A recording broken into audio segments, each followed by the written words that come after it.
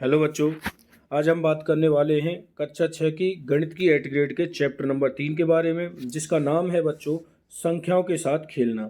बच्चों, इसमें हम कुछ संख्याओं के साथ थोड़ी थोड़ी संक्रिया करना सीखेंगे। चलिए क्वेश्चनों को हल कर लेते हैं। देखिए बच्चों, यहाँ पर पाठ की पूर्व तैयारी में कुछ क्वेश्चन दे रखे हैं। निम्नलिखित संख्याओं के सभी गुणनखंड लिखिए। तो बच्चों, संख्याओं के गुणनखंड यहाँ पर लिखे हैं, जैसे कि 48 के ये गुणनखंड लिखे हुए हैं इस तरीके से। ऐसे ही 20 के ये वाले गुणनखंड आपके सामने लिखे हुए हैं। गुणनखंड का मतलब होता है बच्चों कि ऐसी संख्याएं जो दी गई संख्या में को पूर्णतः विभाजित कर देती हैं। ठीक है, चलिए। इसी प्रकार बच्चों, पाठ की पूर्व तैयारी में से ही एक क्वेश्चन आ जाता है कि 16 और 18 के लघुत्तम समापत्य ज्ञात कीजिए। लघुत्तम मतलब समापत्य होता है बच्चों एलसीएम। आपको क्या ज्ञात करना है? एलसीएम ज्ञात करना है।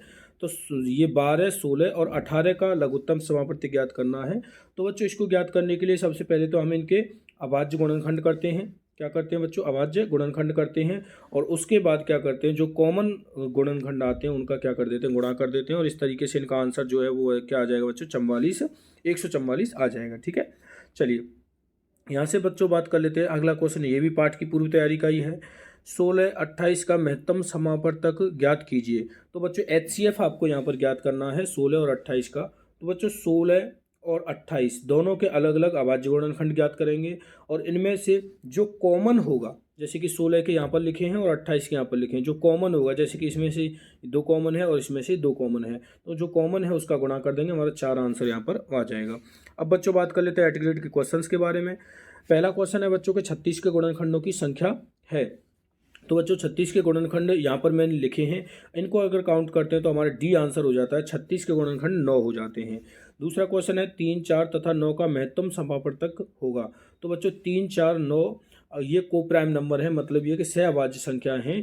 तो इनमें से आपका जो महत्तम समापवर्तक एचसीएफ हो जाएगा वो एक आंसर हो जाएगा। क्लियर बच्चों? चलिए अगले क्वेश्चन पर चलते हैं कि यदि संख्या ये दे रखी है 3 से विभाज्य है। बच्चों यहाँ पर क्या है कि यहाँ पर लिखा नहीं है किससे विभाज्य, इसलिए मैंने यहाँ पर 3 से लिख दिया है, क्योंकि जब तक लिखेंगे नहीं तब तक हम क्वेश्चन को सॉल्व नहीं कर सकते। अगर 3 से विभाज्य है तो ये बॉक्स जो है इसके स्थान पर कौन सा अंक आएगा? तो बच्चों 3 से विभाजकता के लिए हम अंकों को जोड़ते हैं, और जोड़ में अगर 3 से विभाज्य भाग चला जाता है तो संख्या 3 से विभाज्य होती है।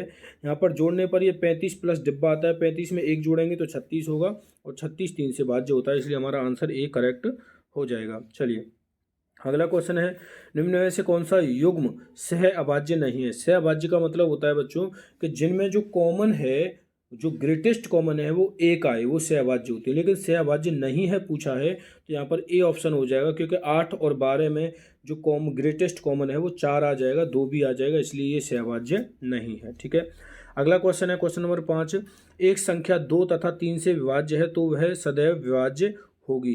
तो बच्चों 2 और 3 से विभाज्य है तो वो हमेशा इनके गुणनफल से विभाज्य होगी, तो गुणनफल हो जाएगा 6। यहाँ पर ए आंसर करेक्ट हो जाएगा। क्वेश्चन नंबर 6 है, संपूर्ण संख्या किसे कहते हैं? बच्चों संपूर्ण संख्या ऐसी संख्या होती है जिनके गुणनखंडों का योग संख्या का क्या होता है बच्चों? दुगना हो जाता है, उसे संपूर्ण संख्या कह देते हैं।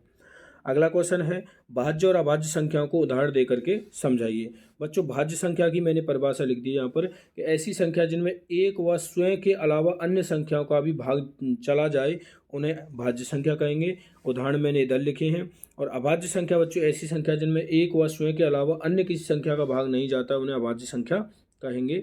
उदाहरण बच्चों इधर लिख दिया है। ठीक है, चलिए अगला क्वेश्चन है, 24 के सभी गुणनखंडों को लिखिए। तो बच्चों 24 के जो गुणनखंड है वो यहाँ पर मैंने लिख दिए हैं, 1, 2, 4, 6, 8, 12, 24।